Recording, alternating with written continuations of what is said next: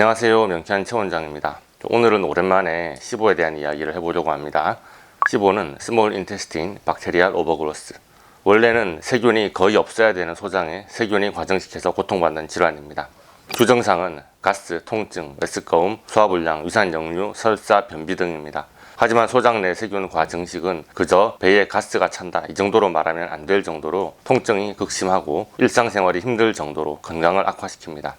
SIBO는 비만, 피부 경화증, 신경 근육장애, 자가 면역질환, 약물 남용, 그리고 호르몬의 불균형 문제까지 많은 질환과 연관되어 있다는 연구가 많이 발표되어 있습니다. 그런데 우리나라에는 아직 SIBO의 검사나 진단이 가능한 병원이 많지 않아서 SIBO 영상을 찍으면서도 이걸 누가 볼까 저는 그렇게 생각을 했었는데요. SIBO로 문의하시는 분들이 정말 많아서 많이 놀랐습니다. 그래서 SIBO 환자분들을 위해서 가장 필요한 내용이 뭘까 생각했는데요. 아마도 SIBO 식이요법이 아닐까 싶습니다. 여러분이 아마 큰 병원에 의뢰하시면 메탄가스형이냐 수도가스형이냐 SIBO 진단을 위해서 그런 검사를 하실 겁니다. 어떤 균이 소장에 과정시켜 있나 그런 걸 알아보는 검사를 하실 수도 있고요. 네, 그런 검사 결과지를 저에게 가지고 오시면 저에게는 엄청 도움이 됩니다. 어떤 아이템을 치료해야 여러분의 SIBO를 낫게 할 수 있는지 그 검사 결과지에 다 적혀 있으니까요. 그런데 막상 그 검사지를 가지고 있는 여러분들에겐 그게 큰 의미가 없었을 것 같습니다. 항생제 약 처방은 당연히 받으셨겠지만 복용 초반에 몇 주 효과를 보면 다행이고요. 항생제를 평생 영원히 쓸 수는 없으니 먹다가 쉬다가 하셨을 텐데 다시 복용하기 시작하면서 처음과 같은 드라마틱한 효과가 나지는 않았을 가능성이 높습니다. 천연 항생제라고 별 다를 바가 없고요. 그래서 다른 의료기관에서 SIBO 치료가 잘 되지 않았거나 병을 키울 대로 키워서 이제는 더 이상 방법이 없는 상태로 명쾌한 최원장을 찾아오신 분들이 많으셨습니다. 그런 케이스에 대해서는 다른 영상에서 더 이야기하기로 하고요. 오늘은 SIBO 식이요법에 대한 이야기를 해봅시다. 그런데 오늘 SIBO 식이요법 영상 핵심이 뭐냐면 정해진 SIBO 식이요법 그런 게 없습니다. 에이 그게 뭔 소리냐 하실 텐데요. 제가 간경화 식이요법을 올려놓듯이 이걸 먹으면 속이 많이 편해질 겁니다. 이렇게 말할 만한 것이 뾰족하게 없다고요. 100이면 100 사람마다 다 다릅니다. 식단으로는 절대로 SIBO를 100% 잠재우지는 못합니다. 쉽게 말해서 굶더라도 SIBO 증상은 올라옵니다. 장에서 스스로 분비되는 소화액이나 점액, 장벽의 세포 재생 과정에서 나오는 노폐물들이 장내 세균총의 먹이가 돼주고 그것만 가지고도 소장에 사는 세균들이 충분히 발효 과정을 진행할 수 있습니다. 물만 먹어도 가스가 생길 수 있다는 말이 되는 거죠. 너무 억울하실 것 같고요. 뭐를 해도 안 낫는구나 싶은 생각이 드실 수도 있습니다. 그렇지만 식이요법만으로 증상을 아예 없애지는 못해도 그래도 통증과 가스를 줄이고 도움이 될 만한 것들을 말씀을 드릴 겁니다. 저는 여러분의 음식과 세균에 대한 과민 반응, 알러지를 치료함으로써 SIBO를 호전시키는 클리닉을 하고 있습니다. 그렇지만 사람마다 소장에 살고 있는 세균의 종류가 다 다르고 음식 알러지의 경향성도 아주 많이 다릅니다. 그래서 제가 여러분들을 직접 만나서 진단해보기도 전에 이 음식이 맞다 안 맞다를 영상으로 정확하게 말할 수는 없습니다. 오늘은 그냥 원론적인 이야기구나 생각하시고 들어주시면 감사하겠습니다. 여러분이 SIBO라면 특히나 조심하고 줄이고 끊는 게 나은 음식 카테고리를 말씀드립니다. 간단히 말하면 탄수화물이죠. 우리의 장은 반드시 단당류만 흡수합니다. 그래서 장벽에는 이당류나 다당류를 분해하는 효소가 생성됩니다. 그런데 장의 상태가 좋지 않을수록 이런 다당류를 쪼개서 단당류로 만들 수 있는 효소의 분비가 줄어듭니다. 다당류가 제대로 분해되지 못하면 과도한 당류가 장 내에 쌓이게 되고 세균은 그 다당류를 그대로 먹이로 받아들여 가스와 독소를 생성하고 장을 더 망가뜨리게 되고 SIBO의 불편 증상들이 유발되는 것입니다. 그리고 SIBO 자체가 장벽을 망가뜨려서 효소의 분비를 감소시키고 당류의 분해와 흡수를 방해하는 악순환에 빠지게 됩니다. SIBO를 치료하기 위해서 맨 첫 번째로 줄여야 하는 것이 바로 유당, 락토스입니다.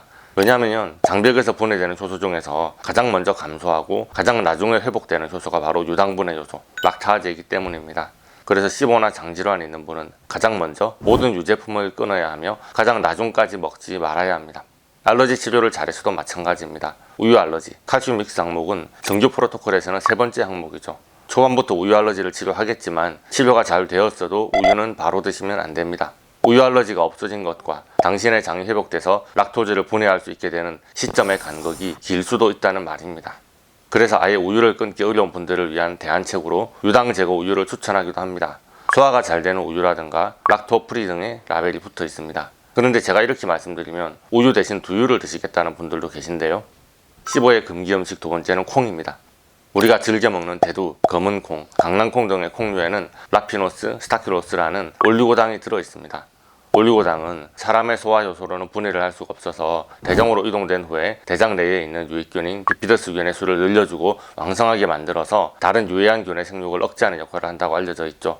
올리고당은 이러한 역할 때문에 음료, 발효유, 가공식품, 분유 등 식품 전반에 걸쳐서 골고루 사용되고 있습니다.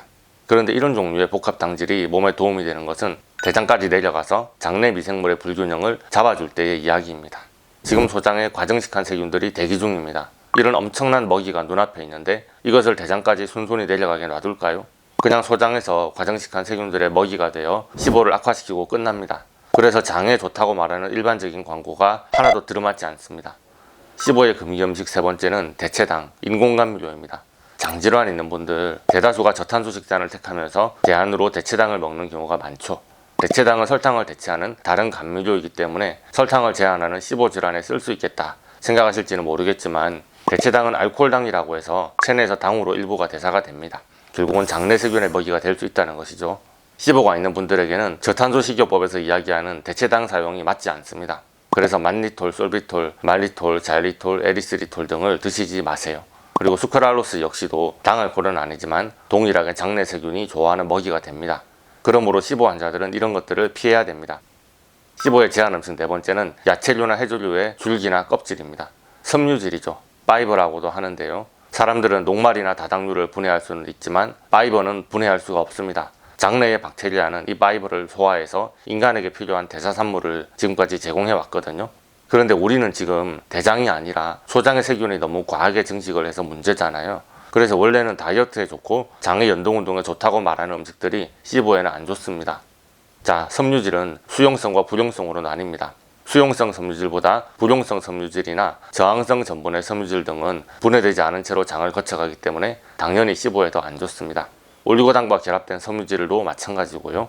섬유질이 풍부한 음식들이 다 시보의 금기 음식이니 주의하시기 바랍니다. 수용성 섬유질은 콩, 귀리껍질, 보리, 신맛 나는 과일, 아마, 차전자피. 불용성 섬유질은 밀가루 껍질, 콩, 코코넛, 라스베리, 일부 채소, 보리, 귀리. 저항성 전분 섬유질은 통곡물, 씨앗류, 생감자, 생곡물, 껍질을 안 벗긴 바나나, 일부 콩, 고아밀로스 쌀이나 옥수수, 녹말가루, 익힌 후 냉장된 감자, 빵, 감자칩, 옥수수칩, 콘플레이크, 시리얼류, 요리된 녹말가루, 볶음밥, 그리고 올리고당 섬유질로는 예루살렘 아티초크, 마늘, 양파, 밀, 콩, 완두, 비트, 늙은 호박 등이 있습니다. 모두 다 금기 음식입니다. 시보의 제한 음식 다섯 번째는 곡물입니다. 당연한 말인 듯 하지만 모든 곡물은 탄수화물입니다. 그래서 시보를 앓고 계신 분들은 모든 곡물을 제한합니다. 딱 하나, 백미를 빼고요. 흰쌀밥은 드셔도 됩니다. 예, 흰쌀밥은 괜찮다고요? 흰쌀밥은 탄수화물이 아닌가요? 이렇게 물으시는데요. 백미는 소장 상부에서 빠르게 분해, 흡수되기 때문에 소장에 사는 세균이 먹을 만한 게 별로 남지 않습니다. 그러나 통곡물이나 현미, 밀가루 등은 사정이 다르죠. 소화가 덜 된 상태로 소장의 중부, 하부까지 내려가면서 소장의 과잉 증식 중인 세균과 만나서 발효되기 시작합니다. 그 과정에서 가스가 생기고 복통이 악화되며 시보 증상이 나타납니다. 한간에 말하듯이 밀가루 단백질인 글루텐만 문제가 아닙니다. 밀가루든 곡물이든 복합 탄수화물 성분 자체가 문제가 되는 것입니다. 저항성 전분도 마찬가지입니다. 전분도 문제인데 저항성 전분은 인체가 분해하기 어려운 형태로 변성시킨 것입니다. 라벨에 변성 전분이라는 형태의 식품 첨가물이 들어있다면 경계해야 됩니다. 단 백미를 드시고도 불편감이 있는 분들이 계십니다. 이런 경우에는 진균 과정식 이스트 감염이 의심되는 사례일 수 있습니다. 세균을 잡으려고 했더니 진균이 대신 증식을 하는 상황이죠. 이런 경우라면 단당류조차도 쉽게 허용될 수가 없습니다. 진퇴양난인 상황이기 때문에 식이요법만으로 승부를 보려고 하면 안 됩니다. 빨리 연락을 주시고 치료를 시작하세요. 시보의 금기 음식 여섯 번째, 견과류입니다. 견과류나 씨앗은 건강한 음식이라고 많이들 드실 겁니다. 그런데 견과류나 씨앗 안에는 콩과 마찬가지로 꽤 많은 당류가 존재합니다. 녹말이나 올리고당이죠. 그렇기 때문에 과량 섭취 시에는 장내의 불편감을 야기하게 됩니다. 마지막으로 시보의 금기 음식 일곱 번째, 뼈를 우려낸 음식이나 관절 영양제입니다. GAG, 개그라고 하는 물질이 한때 관절 영양제로 엄청나게 각광을 받았는데 결국 연골이나 관절 인대 등의 풍부한 성분이기 때문이죠. 곰국이나 갈비탕, 감자탕 등 동물뼈를 구워서 만든 요리도 마찬가지입니다. 이런 성분이 바로 당 단백질의 형태거든요. 당질과 단백질 중에 당질 부위는 세균에 의해서 발효될 수 있으니 시보를 악화시킬 수 있습니다. 자, 열심히 식이요법을 설명드렸습니다. 그러나 이렇게들 드시라고 하면 다들 너무 힘들어 하십니다. 그래서 저는 알러지를 치료합니다. 저는 시보와 관련 있는 음식과 영양소, 신체 조직에 대한 인체의 과민 반응을 치료합니다. 치료에 대한 이야기는 지난 영상을 참고하시고 부족한 부분은 더 영상을 찍어 보겠습니다. 그런데 알러지를 치료 중인 시보 환자분들이 유의하실 점이 있습니다. 어제까지 먹을 수 없던 음식이었는데 알러지를 탈감작하고 바로 그 다음날 먹을 수 있는 사람도 물론 있습니다. 그런데 그런 사람들은 시보가 아닙니다. 여러분이 시보 진단을 받았다면 여러분은 아마도 알러지 치료에 성공한 후에도 컨디션이 좋아진 타이밍을 잡아서 서서히 시간을 두고 양을 늘려가야 할 겁니다. 그래서 시보를 치료하는 중에는 이거를 먹어도 되나요? 이런 질문은 지혜롭지 못합니다. 치료하고 나서도 막 먹지 말라는 중인데 치료도 안 되는데 먹고 나면 당연히 정상이 올라오겠죠. 식이요법을 잘 지켜도 정상이 올라올 겁니다. 그래서 오늘은 시보 식이요법 영상을 열심히 찍었지만 이것만으로는 부족하다고 말씀드리고요. 제가 해드릴 수 있는 것은 알러지 치료입니다. 더 자세한 이야기는 도움이 되는 영상으로 또 찾아뵙겠습니다. 오늘의 영상이 도움이 되셨다면 좋아요, 구독, 알림 설정 부탁드리겠습니다. 질문 있으시면 댓글 달아주시거나 네이버 톡톡으로 문의 부탁드립니다. 감사합니다.